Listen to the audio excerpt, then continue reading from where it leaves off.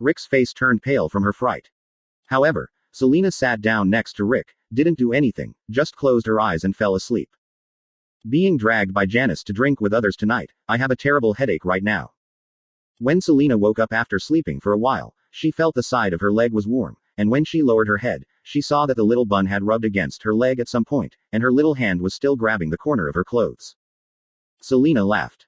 When she was in the country before, she raised a cat. She was very timid and afraid of people, and would run away when she saw people. However, as long as you don't pay attention to it, let it relax and feel that you are not a threat, it will sneak up to you by itself, and even climb onto your lap to sleep.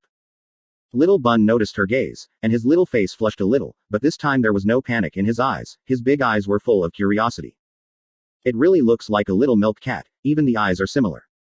The corners of Selena's lips curled up slightly, her hands were itchy, and finally she couldn't help stretching out her hand to rub that hairy head. With this touch, his expression immediately changed. Why is your forehead so hot? You have a fever. Janice will at least lock her up until the end of the audition tomorrow or even longer.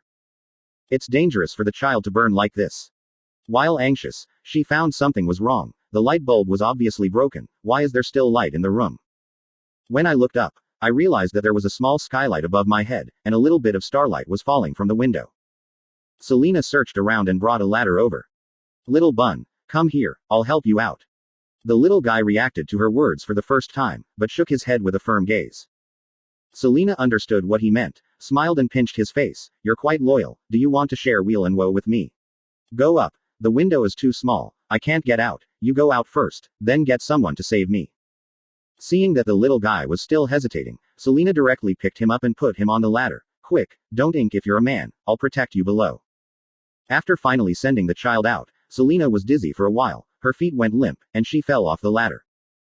On the edge of the window, Little Bun watched this scene with great horror on his face, which had been sluggish all the time. Selena forced herself to say a word, go. Under the starlight, the woman's face was pale and haggard, but she couldn't hide her stunning beauty. Especially those eyes, clear and delicate, like a sea that reflects the stars. She is no longer the bumpkin and ugly duckling she used to be. But what's the use? Selena smiled wryly. She hadn't avenged her revenge, she was about to fall to her death here. However, saving a Little Bun before he died was considered a good deed. If her child hadn't died back then, it would probably have been this old.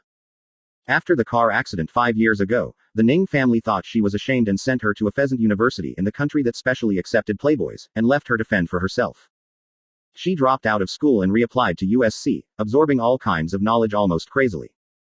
Because she wanted to defeat Susie and take back everything that belonged to her. Most importantly, acting is her biggest dream in this life. After returning to China, with this face and solid acting skills, she was favored by Janice and successfully joined the industry's largest economic company, Empire Entertainment.